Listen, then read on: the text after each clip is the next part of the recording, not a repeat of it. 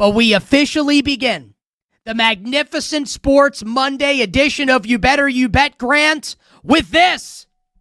Get it into Boozer, back for Saar, ahead, Boozer, that ball deflected and stolen by Mullins.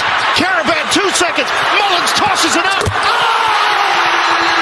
It's good! We're point three! UConn goes in front! Ian Eagle, Bill Raftery, Grant Hill, yesterday with the call on CBS. One of the most memorable college basketball games of my lifetime in the almost 40 years that I've been watching the NCAA tournament. One of the most memorable college basketball games and endings in the history of this great sport. That was as good as it gets. That is March and the madness in a nutshell. Connecticut 73, Duke 72.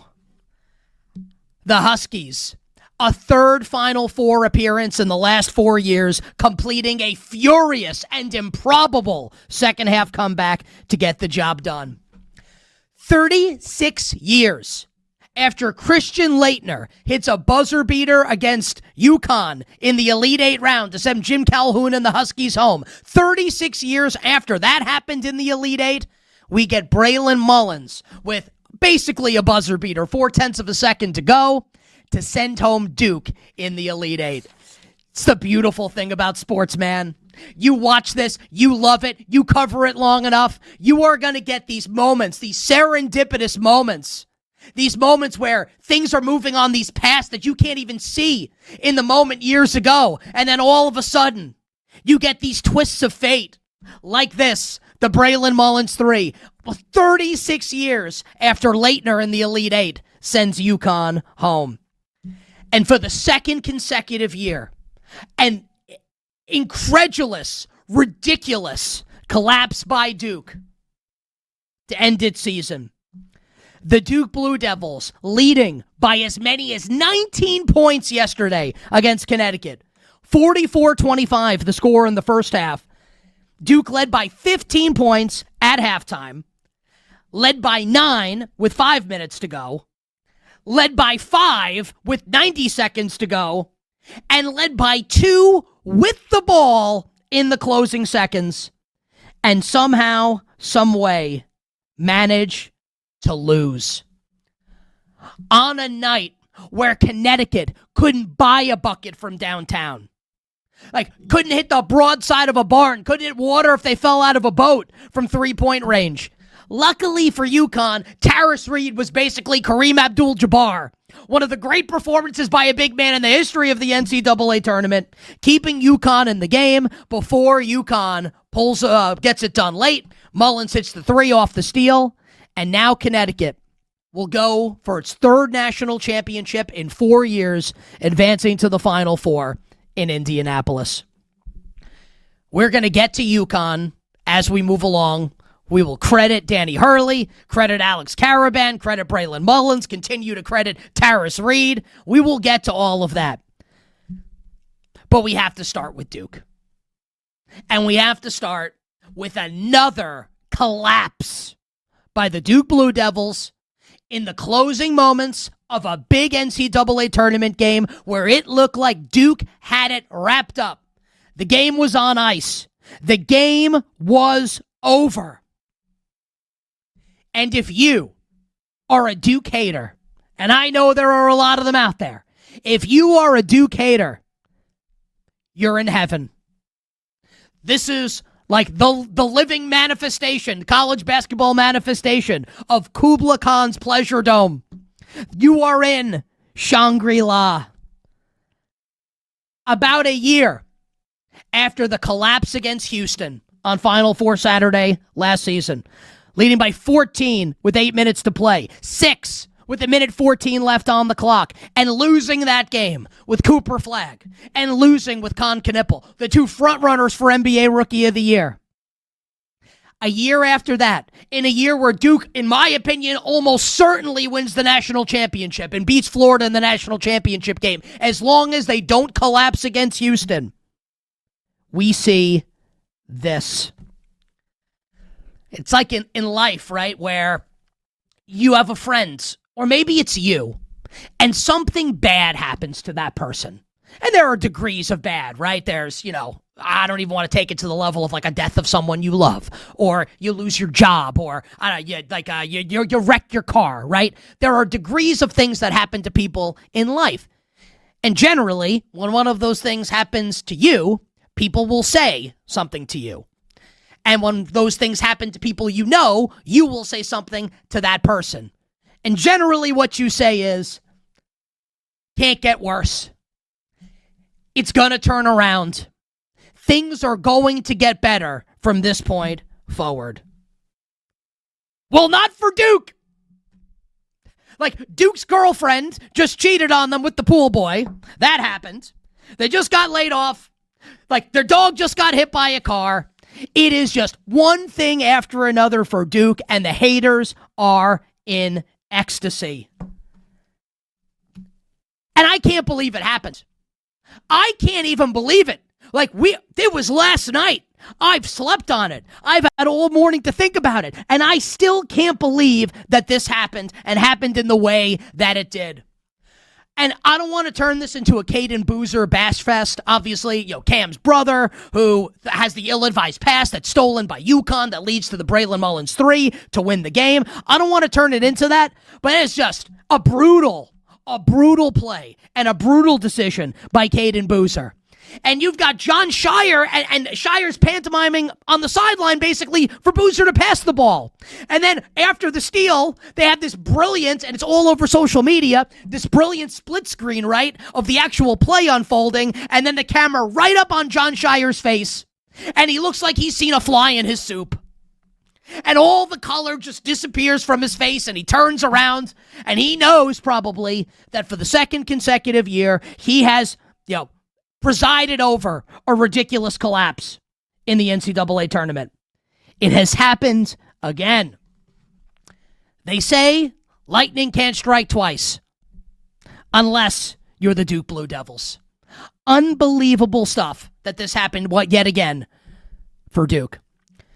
And credit to Caden Boozer, who, after the game would have been easy for a young man. He's 18 years old. This is a stand-up kid. And I worked with Caden and Cam's dad, Carlos, obviously, Duke legends, was great in the NBA for a long time. I worked with Carlos at CBS. He is a great guy, and everyone will tell you that he's a great guy that knows him. And he clearly raised his boys well, right? Two really good basketball players. Cam's better, obviously, and will be a top pick coming up in the NBA draft. Caden stands up there with the media and answers every question and takes responsibility and says that he feels bad that he let his team down, that he let his brother down, and they may never play together again. That's tough. Not an easy thing for a young man. I'm in my 40s. It ain't easy for a 40-year-old, a 50-year-old, a 60-year-old to get up and say that, what Caden Boozer did. So much credit now. So much credit to Caden Boozer, who obviously one of the reasons why Duke lost the game, but you love the response from Caden Boozer afterwards. And then there's Duke head coach John Shire. And if you have a pie chart of blame, right, we're trying to figure out who deserves the blame for Duke losing this game in ridiculous fashion to the Connecticut Huskies. I don't know how it's possible that the lion's share of it doesn't go to the Duke head coach, John Shire. Now, before I really criticize John Shire, which is about to happen, this needs to be said, right? Because we always want to be fair here on the show. We want to call it like it is. We want to be able to criticize when appropriate, but also give credit where appropriate. John Shire is a really good coach. He is not a bad coach at all. 11-4 in the NCAA tournament is John Shire. They've been to 3 Elite Eights in 4 seasons, went to a Final Four. You can argue last year had the best team. You could argue this year Duke had the best team. And there's something to be said for that, right? And, you'll sign up for this if you're a Duke fan. Like being in these spots at the end of the season every year. And I'll also throw out there that if I told you that Jon Scheyer's going to coach at Duke for another 20 years, let's say, and maybe it's longer, maybe it's shorter, he's probably going to win a national championship. Like, that's probably going to happen. If Duke keeps spending money like they are with NIL, keeps recruiting, keeps getting these great players, these star-studded teams, like they're probably going to, not definitely, but again, think about it, right? They're probably going to win a national championship. Not definitely, but I think they will probably win one under Jon Scheyer. But until then, he's going to have to face these allegations. And the allegations are that he is not a big game coach and doesn't have what it takes to coax a victory out of his team at the ends of these games when the bleep's hitting the fan and everything's going wrong and the other team's going nuts and the crowd is behind the other team because everybody hates Duke. He's going to have a hard time beating these allegations. Fool me once, shame on you. Fool me twice, shame on me. Because now we've seen it happen 2 consecutive years with Jon Scheyer with these tournament collapses. And look, I brought up the great Mac Miller quote from the late great rapper Mac Miller at the end of last week. It is what it is till it ain't, right? Because we have seen throughout the history of college basketball, and I'll even use the last however many years, 30 plus years, let's say, 40 plus years as an example. There have been many coaches in college basketball that we have said they can't win. Or at the very least, can they win the big one? Coaches like John Calipari, who got his title with Kentucky in 2012. Remember before Kansas beat Memphis in the 2008 championship game, can Bill Self win the big one? Roy Williams, but before he went to North Carolina with Kansas, can Roy Williams ever win the big one? Managed to win 3 as the head coach of North Carolina. Hell, even Coach K. And I know there are a lot of younger sports fans that probably need to be reminded of this, because when you were growing up, the legend of Coach K had already been truly established. Coach K lost in 4 Final Fours before he won his first national championship with Duke in 1991.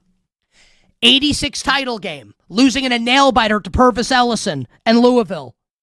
1988, losing in the Final Four to Larry Brown, Danny Manning, and eventual national champion, Kansas.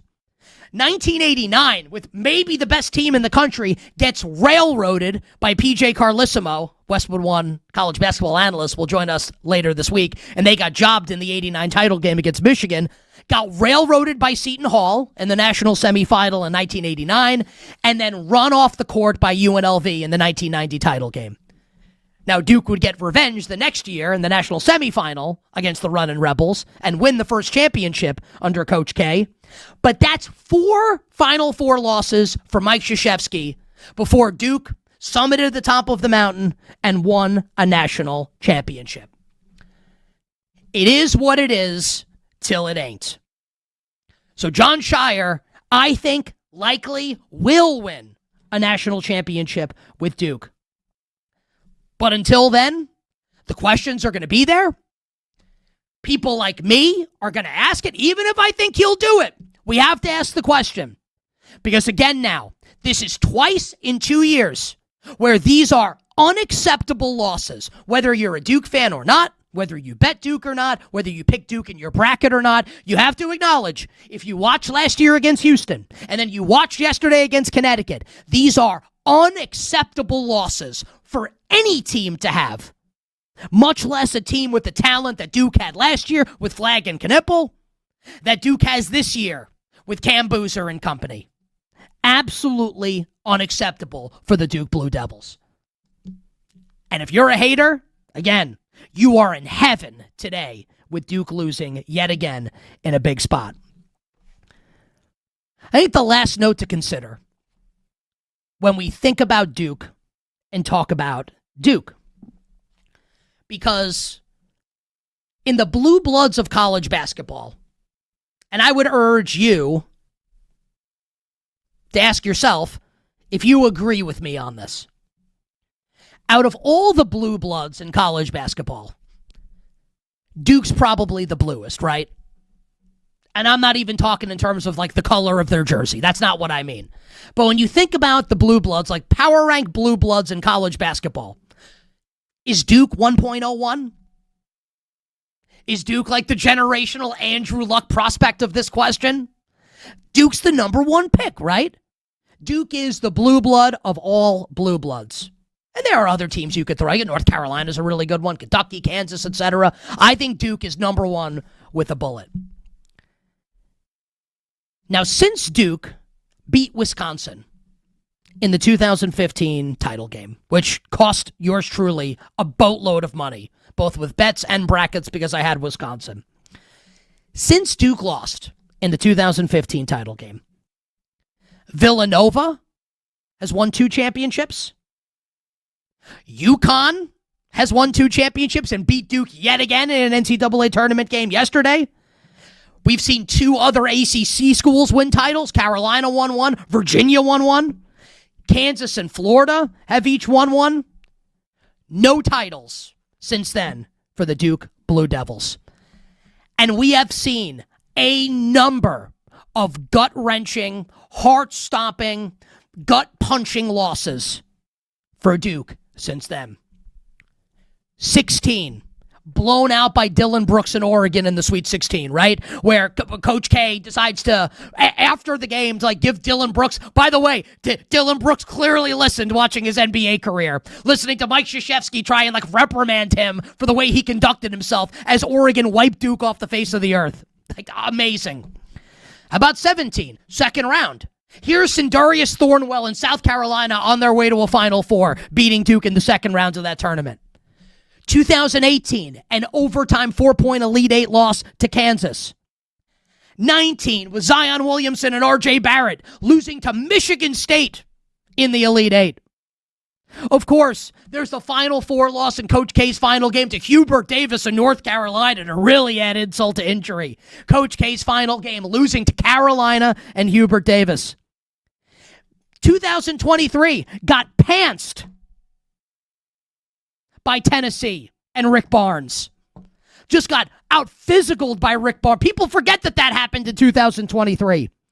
In 24, favored in the Elite Eight against NC State and losing to DJ Burns and the Wolfpack as NC State goes on to the Final Four.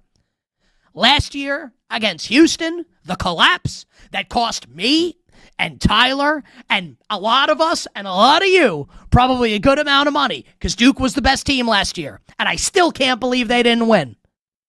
And then yesterday, 19-point first half lead, 15-point lead at the half, leading by 2 in the closing seconds with the ball and somehow managing to lose by 1 in regulation. Now, none of this is to say that Duke will ever earn your sympathy. Duke will never, ever become the lovable underdog. Never. Duke is the college basketball equivalent of the New York Yankees. And I'm a Yankee fan, and I can tell you, every time the Yankees lose, no matter how many times it happens, no matter who it's to, everyone loves it. Everybody loves it. Duke is the Lakers. Duke's the Dallas Cowboys haven't been to a conference championship game since the mid-90s, and people still take pleasure every time the Cowboys lose in a big spot. Duke is the college basketball equivalent of these teams. No one will ever root for them unless you are already a Duke fan or you bet on them or you pick them. No one's rooting for them. And no one's going to feel bad or shed a tear when Duke loses. But with that being said, we can all acknowledge, even for you, the person listening, the person watching, if you hate Duke, and the vast majority of people do, you can still acknowledge that this has been a rough stretch for Duke. You could say, well, look at all the titles before that. They were in the Final Four last year, and they collapsed there, and then they were Elite Eight this year, and they collapsed there, and there are a lot of programs and fan bases that would kill to be in a spot like that. we can still acknowledge that the pendulum has swung pretty far in the other direction at this point. Where Duke, once known for winning in the big spot, clutch play in the big spot, winning national championships. As we wake up this morning, Monday, March 30th, year of our Lord, 2026, when you think of Duke, now you think of collapse. 310-840-4910, 310-840-4910, youtube.com/@the Kostos. Your comments, your thoughts on Duke losing, on Jon Scheyer. Is he a big game coach? Will Duke get over the hump with Jon Scheyer as their coach? We'll take a break. And on the other side, the greatness of the Connecticut Huskies, the greatness of Danny Hurley. Monday morning, Nick Kostos, You Better You Bet, presented by BetMGM.